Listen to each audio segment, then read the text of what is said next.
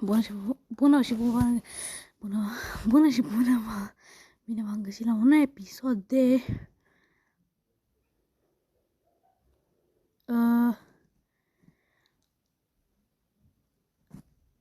cum să faci un short. Deci, apeși pe plus, apeși pe creează.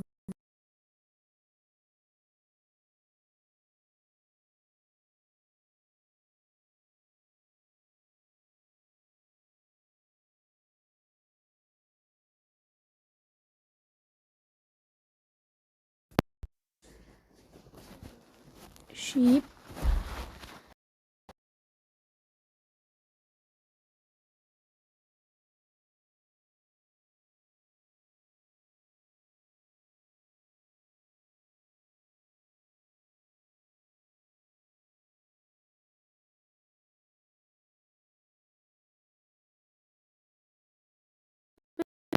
și cam așa se face un short. Da, bine. Pa!